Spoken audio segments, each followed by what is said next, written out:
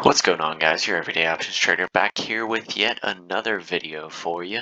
Today I'm going to be going over the new and updated LUX Algo v5.2 and what I've been implementing with this strategy. So basics of this strategy, basically what you're looking for is you are looking for this trend catcher here and this trend tracer, as well as the candle coloring and the oscillator, all green and moving in an upwards direction. So you can see here as I expand this out, of course we are on a 5-minute chart set up with the Heikin-Ashi candles. You can see here this morning, 8:45, that was our first entry opportunity. It did turn green, it did move up. So at that candle close, that would have been an entry. Now you can enter in the in between before the candle closes, but just be sure if you do see it start to reverse on you, you do exit that position rather quickly. Now, something like this where you would set your stop loss, basically you would be looking for, if say for example you entered on this candle and this candle for whatever reason closed down a little bit lower down here, you would have to exit since it did close lower than this point right here. But since it did continue upwards, you continue holding the trade, and essentially you could have exited either here at this point or up here where it did turn flat as well. Now, granted, you would have the most of your gains here in this area, but you could have still held for a little more profit. Now, something that is not a valid entry, and I'll go over that here shortly. If I can get rid of these, remove 7 drawings. Shit. Okay, there we go. Something that would not be an entry would be essentially right here. Even though that did work out, right, you did not have a green trend catcher. And this is just simply for high probability measures, right? Of course, use your own stops, your own trades on your own thing. None of this is financial advice. However, I'm just telling you guys basically how I set it up and how I make it as easy as possible to do this passively. Now, you can see here we had another potential entry here on the short side. However, even though it did work out, you still had that green, so could have potentially had a reversal. So both of these measure further back than just the 5-minute time frame on something like the Heikin-Ashi. And you can see these are purple candles, so they're not really strong direction either. This one, same thing. You wouldn't have entered here. Same thing. You wouldn't have entered here because you have no movement here. Now, other things you're kind of looking for as well for entries, like we have after hours on. That's just simply so LUX Algo can gather a little more data from us. However, this would have been an entry. I can show you guys a couple more as well from previous days. So this would have been a beautiful entry. You could have stair-stepped up here. Now, if we look down in here, you still had the red coming on, but once you got that green, you could have rocketed up to the flat there. It did stay flat and ultimately increased yet again, so that would have been yet another trade opportunity. And then you simply could have hit this small opportunity here as well. False short signal, and then you would have hit a nice strong buy in through here. Now, again, things I want to talk about. Stuff like this is why you don't necessarily want to enter just simply on a signal. You can see it did actually ultimately have that retrace down there. And if you had your stop set at the bottom of this candle, you would have ran right over your stops. So that's why we're looking for both movement here in the trend tracer and movement in the trend catcher. These do not repaint. It's very nice. It's all active. You can see them moving as it goes. Now, a couple of updates with 5.2 here. They did change the dashboard around just a little bit, and they also moved this up here for the detected pattern. So you can see here you have trend strength. This is either going to be red or green depending on the trend direction. Your volatility, which is just simply a measure of volatility, explosivity, that is more or less the built up pressure. So generally volatility and explosivity correlate. And then of course you have volume sentiment. So that is your percentage of your volume that is going which direction. So right now, even though we are in the after hours, you can see it is negative 18.11%, which is pretty low. However, that is still a greater amount of volume to the downside. So that can also help you time your entries and exits, which is very, very nice. Now, other things I'm looking at to correlate on an entry, I'm looking for green ribbon or red ribbon, depending on whether I'm looking for a long or a short. Also, you can see these dynamic overbought and oversold zones in here as well. So that can generally indicate a reversal. You can see here we had a massive, massive overbought level here, and that triggered a sell-off down here. These are dynamic, so you can see sometimes you do have a larger window, sometimes it's a shorter window, so you can use that as a trade opportunity as well. But generally, I just like to stick to these trend catcher and trend tracer um, algorithms. Now, of course, this is the LUX Algo paid algorithm, and I can tell you right now, it is absolutely worth it to buy this algo. I'm not sponsored by them whatsoever, but I can tell you I've made so much money just simply using this simple trading strategy, and it has worked for me very, very well. Now you can see it does have a lot of signals, which is very nice, and you can always turn them off, but I do tend to leave them on because when I set up alerts, I do try and use them as a passive trading algorithm. You want all of this to do the TA for you, so you are spending less time doing TA and more time doing the things you love. So let me show you guys here how to set up a quick alert. So the first thing you're going to do is you're going to go into this LUX Algo Premium here, into the settings tab. You can see I keep my sensitivity on 10 and my agility on 21. Now you may find some better settings that work for you. I just simply like these. They've worked the best for me in the past.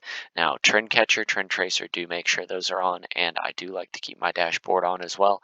But if you don't like this little thing here in the corner, you can most definitely take it off. All of this, do not worry about that. Just do make sure your autopilot is unchecked.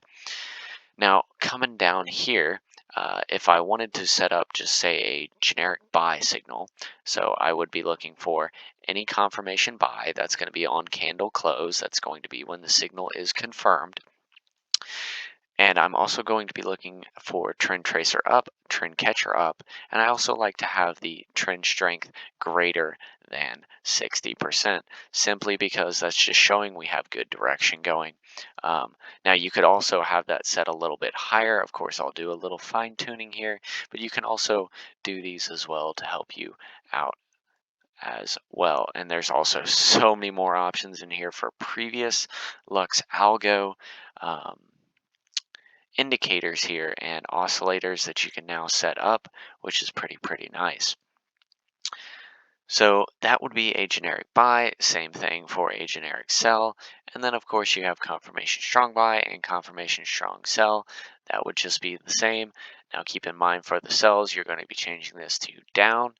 And then of course for trend strength, you can leave that the same. I would not go for less than, however, I would like to stick to greater than, and of course you can adjust that to how you wish. 75% would be a very strong trend, however that may pop too late for you. So I may or may not keep that on there. We're going to see over the next few days how that results to signals, as I do have to do this while I'm working a normal job for the time being. So a few other things to look at now. Of course, coming tomorrow, we do have an ascending triangle coming up here, which generally means an upside breakout. Now, we had another one of these yesterday, and you can see what happened in the morning. We did have that beautiful upside breakout over that previous day high, which actually came in the after hours. So you can see here, this was kind of a high for that day. And then we made a new high here, had a little bit of resistance here coming from previous levels. So you can see our support line has generated here as well. And so that is our basis for support here down at around that 308 zone in the low 308s. Now we also have another good strong fat support here that worked as a pretty solid resistance for the day before. And hopefully that does hold through tomorrow. And ideally, I would target somewhere around that 313, 314 area would be really, really nice tomorrow. Definitely within the realm of possibility, but it's all ultimately going to depend on the news and the public sentiment tomorrow. So keep that in mind when you are making your trades and your setups for the day. Just kind of plan ahead. Yes, these are mostly accurate. However, take it all with a grain of salt. Do your own analysis, use your own stops. Personally, once I see something going the improper direction, like, say I were to enter here, but for whatever reason, as I said before, the candle ended up going below the previous candle, that would have been an immediate exit for me.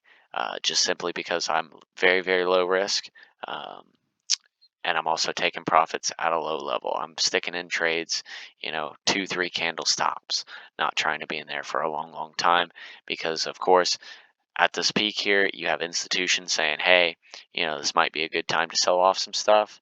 And what happens? You generally get a sell, right? Because they look at these metrics as well, and they're trying to make the most of their money. So when big money starts flowing in, you really got to pay attention because that can turn south on you fast.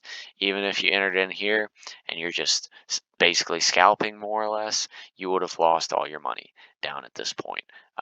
You would have probably been below break even because you had a little uptick here where you could have gotten out for possibly still some profit, but again, it just plummeted back down and it didn't even get close back to that level till the after hours again.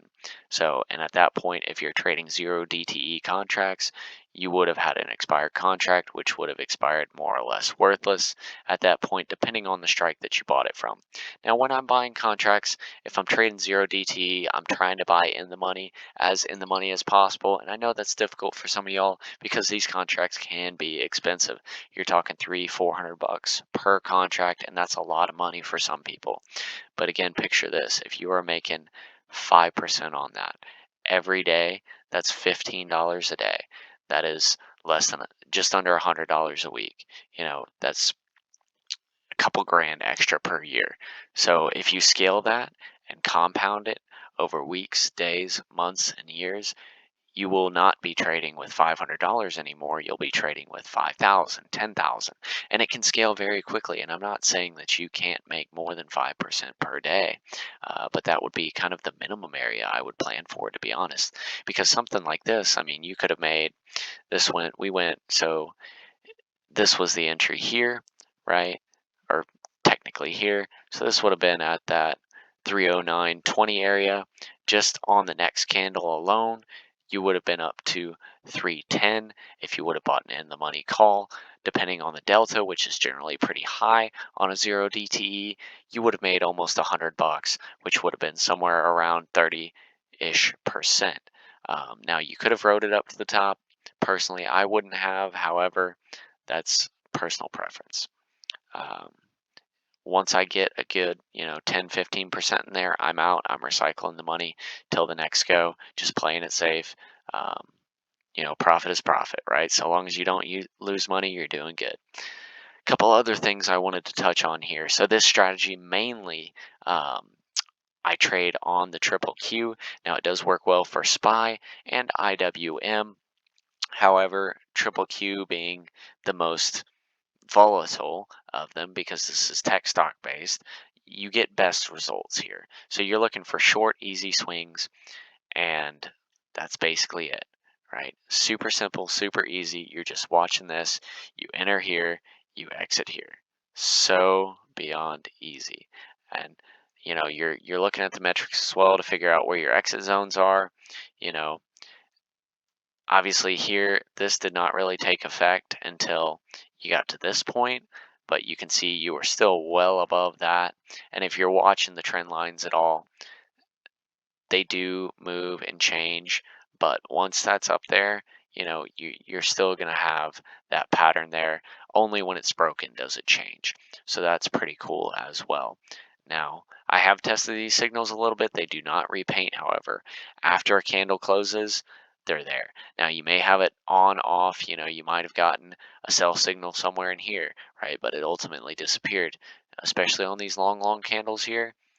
You never know, right? It's just basically what you're looking for, your stop loss should be at the bottom of that previous candle. So if you open at 309.22 and it goes below 309.22, you need to be out of that bad boy because that can signal a reversal, especially on these Heikin-Ashi candles. So that's what you're looking for. Nice smooth upwards trend, no flat points. Now you would exit either on a flat here or a flat here, whichever comes first. Granted, you could have rode it just a little bit longer and still been fine, but for safety's sake, just keep it a couple tickers, keep it quick and simple. And most of these trades are going to happen early in the morning, right? With that entry volume. So, like we can go back and look here too. So this is the previous day, right? Wow, morning time, right? Really quick. Afternoon, it does tend to die off pretty well. Most institutional investors are usually done about lunchtime. You can see we did have a huge swing here, right? That was all in the morning, done by noon, right? You did have a little bit of a uptick here, but that was pretty rough, right? We can go back day before. Now this day was a big uptick day. You did have a nice 1-2 in the morning, and then it reversed on itself and ultimately shot back up again. You could have traded that all day and made a lot of money. Um, Similar thing here, right? Right at open, big sell off, right? And then right back up. So we've had a couple pretty nice days here with good swings in there, and that's really what this is for, right? It is for, more or less being able to trade the volume. Support and resistance. You can see here. Um, this would not have been a morning you would have entered a trade because, it's just flat. There's nothing going on. Now you could have entered here, right? Most definitely entered here. This actually was a signal. Um, and you could have rode that up for, 15, 20 minutes and made, a pretty decent return. Uh, but at the end of the day, you just have to keep watching it. And I've found that, generally first thing in the morning is kind of the easiest time to trade. You have a lot of that volume, especially after a weekend. Um, so we'll see what the rest of the week in the future holds. I know we do have a Fed meeting coming up here, and that will definitely change some things depending on what kind of rate hike they want to do. But as this develops, as I fine tune this, I'll definitely update you guys and let you know. Let me know any questions in the comments that you have, and if there's anything you simply want me to show you guys and look at, I'm more than happy to do here. And please do subscribe and like and follow the video, as I will be posting up more here in the future. I'm trying to get it to a point where it's a daily basis, but of course with work and everything else, you never know. But thank you guys again for stopping in. As always, this is your everyday options trader. Have a great one.